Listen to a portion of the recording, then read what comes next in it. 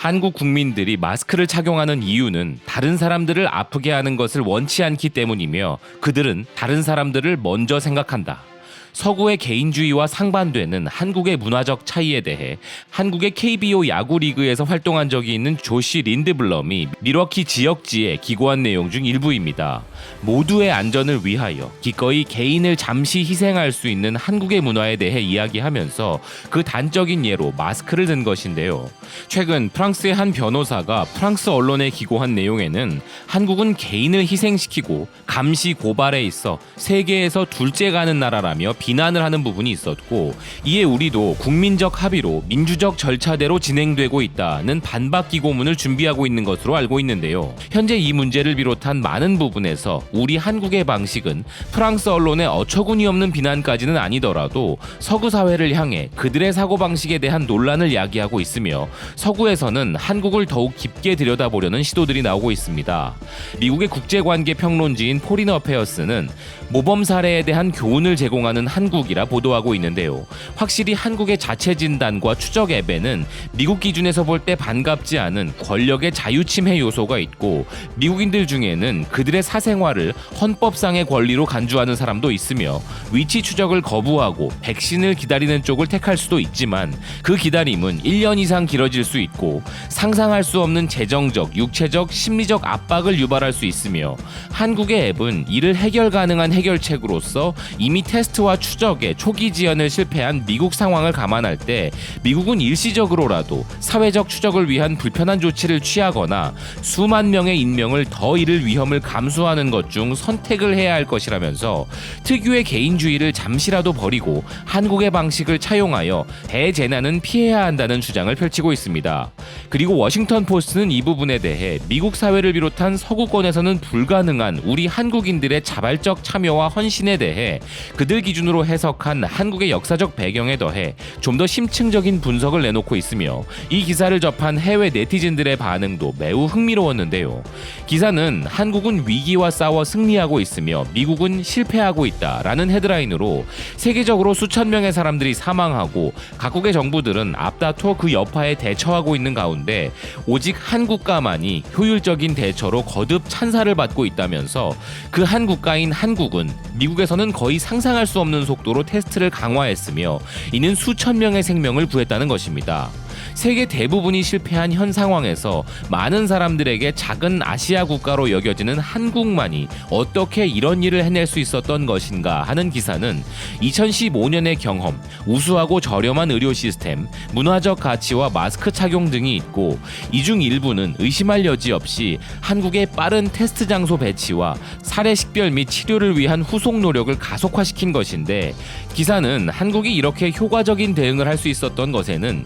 역사적으로도 뿌리를 둔 두 가지 요인이 있다고 이야기했는데요. 그것은 바로 국가와 민간 부문의 긴밀한 협력 및 대규모 의료 개입과 정부 방침에 대한 국민들의 열정적 수용이라고 설명했습니다. 이 두 현상은 냉전 시대 이후 급속한 산업화와 국가 건설을 이뤄낸 경험에서 비롯된다, 기사는 주장하고 있는데요. 미국 공무원들이 모두 희망이 없다고 할 정도로 한국은 세계에서 가장 가난한 나라 중 하나였지만 정부와 민간 부문의 파트너십 패턴 등이 두 자릿수의 경제 성장률을 달성하고 생활 수준을 높였다면서, 비록 이 개발 모델의 어두운 면으로 인해 부패가 촉진되고 당시 한국의 군사정부는 권력으로 억압을 강화했지만 순전히 경제적 관점에서만 보면 효과가 있었다는 기사는 지금 한국의 신속한 대응은 민주적 통치로 전환된 지금에도 이런 군사 독재 정부 시절을 겪은 부분이 반영되었으며, 한국의 한 전문가도 로이터 통신에 우리는 군대처럼 행동했다라고 말한 부분을 인용하여 주장하고 있습니다.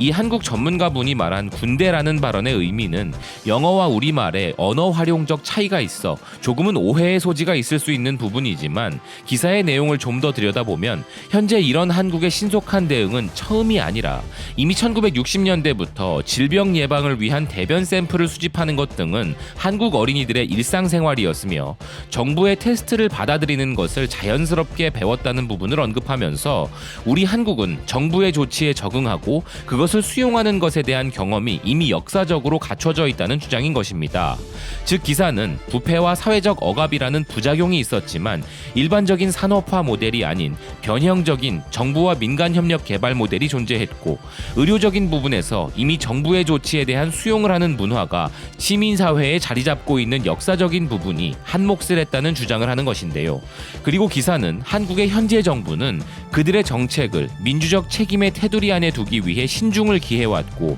미국의 보수 논객들은 한국이 민주주의가 아니기 때문에 성공했다는 주장을 하고 있지만 그렇지 않으며, 사실 한국은 중국 공산당이 부과한 엄격한 봉쇄나 여행 제한 없이 기술과 데이터의 활용을 통해 미국 대부분의 지역보다 더 큰 범위에서도 비즈니스 개방을 할 수 있었으며, 이런 한국의 인상적인 관리는 K-팝의 광범위한 인기와 한국 영화가 전례 없이 성공하는 과정과 더불어 전 세계적으로 한국의 문화적 영향력을 풍부하고 분명하게 강화시키고 있다 전하고 있는데요. 끝으로 기사는 불행히도 미국은 한국을 모방하고 수천 명의 사망자를 피하기에는 너무 늦었지만 지금이라도 필요한 의료 장비 및 보호 장비를 제조하는 데 더 나은 공공 민간 파트너십을 장려하고, 미국인들의 생명을 구하기 위해 공중보건 이니셔티브를 채택하도록 장려함으로써 한국의 모범 사례를 배워야 한다 전하고 있습니다.